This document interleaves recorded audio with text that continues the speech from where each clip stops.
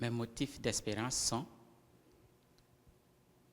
inspirés par la foi et la spiritualité offertes par l'Église, qui sont comme un vrai réconfort et une force intérieure.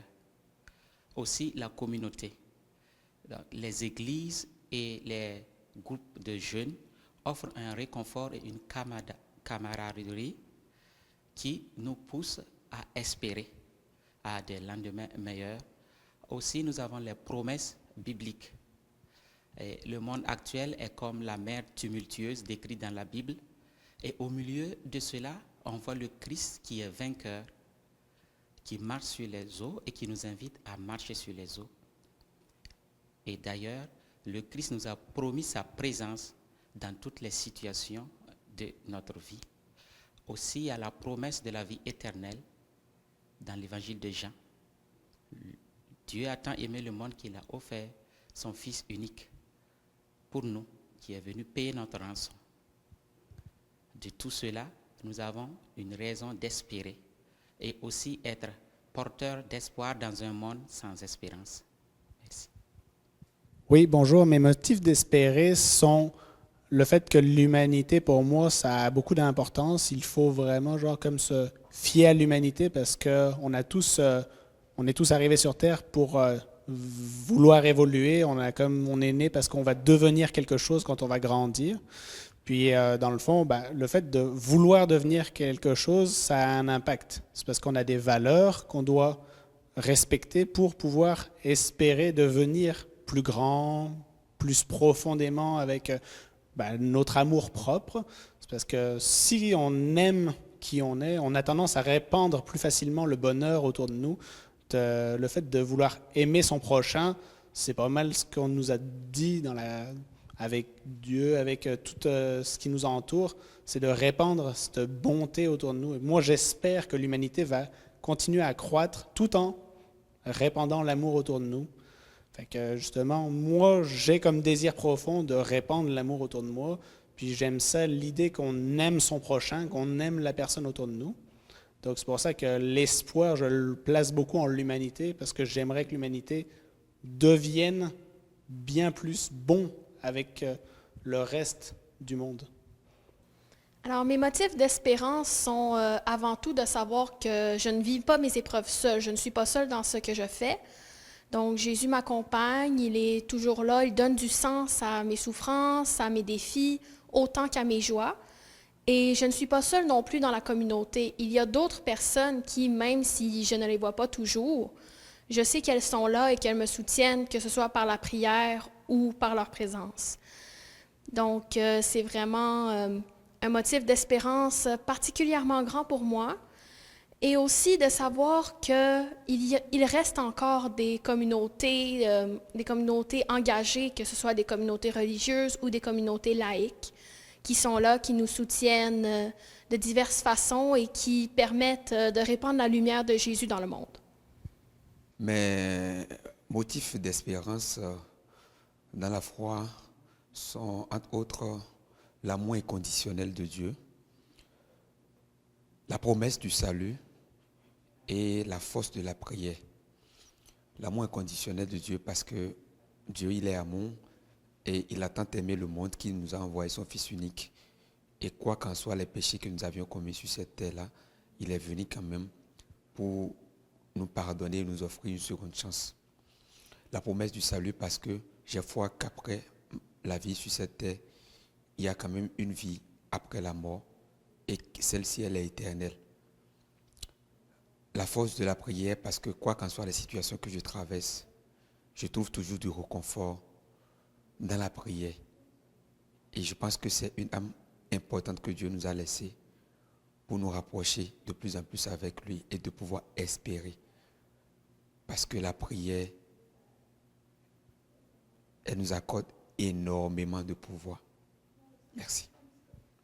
Alors, mes raisons d'espérer sont, puis je dirais même, surtout mettre l'emphase sur un point, c'est qu'on a la chance d'être en vie. Et si on regarde vraiment les probabilités que nous soyons en vie, juste que nos parents se soient rencontrés, qu'on puisse, parce que c'est quand même une compétition aussi, que l'on est sur Terre, on est là grâce à des événements, qu'on est vraiment chanceux de pouvoir être là aujourd'hui. On aurait pu être quelqu'un d'autre si les situations se seraient passées autrement. Des fois, la vie est difficile. Elle prend des claques, on a des soucis financiers, on perd un proche, on peut même penser que la vie est contre nous. Mais si on est capable de se lever de notre canapé, de faire un pas après l'autre, juste dans notre maison, on a avancé. Donc, il ne faut pas se laisser désespérer. J'ai eu plein de raisons d'espérer, puis il y a des personnes qui sont encore dans des situations pires que la mienne. Mais eux, ils continuent à garder.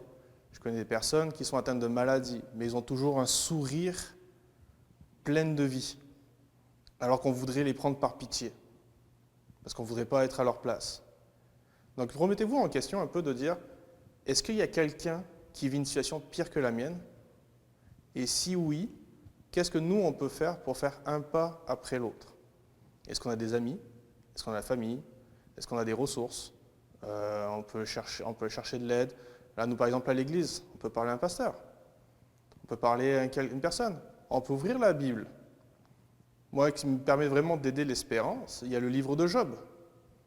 Parce que je me dis, si lui, il a vécu ça, puis il a gardé cette sagesse de penser et de ne pas se détourner, pourquoi, moi, un souci d'accrochage de voiture, pourquoi un problème financier ce mois-là va m'impacter et me faire désespérer de la vie?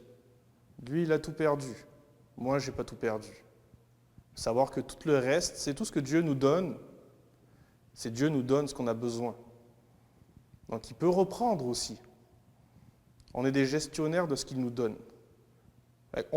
Essayons de voir plus ça comme, ok, si on m'a pris, c'est peut-être soit pour plus, soit je manque un développement.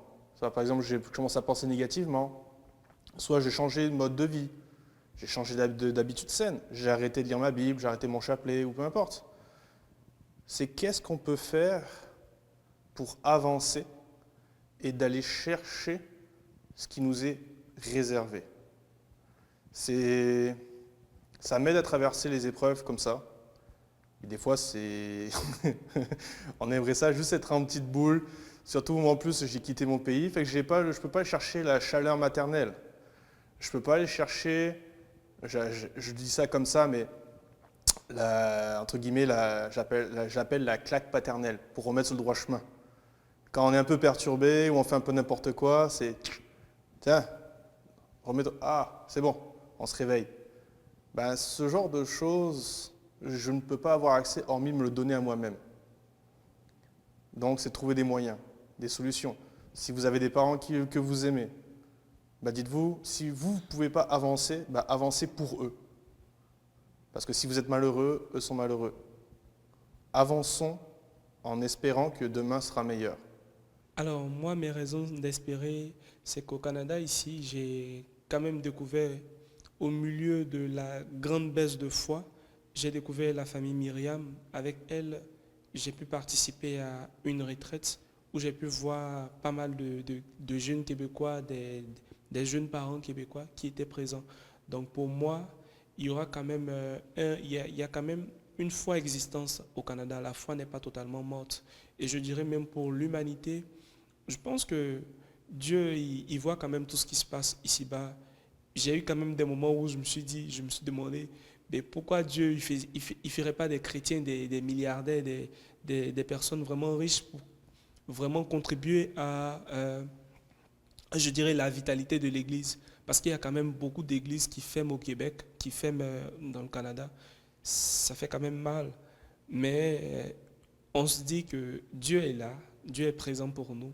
Et avec la présence de pas mal de personnes quand même qui s'impliquent dans l'Église, autant des vieillards, très peu de jeunes, mais avec l'immigration, je me dis que la jeunesse immigrante qui s'implique pourrait comme être un attrait pour les jeunes Québécois et les emmener aussi à avoir ce regain de foi là qui avait disparu par le passé.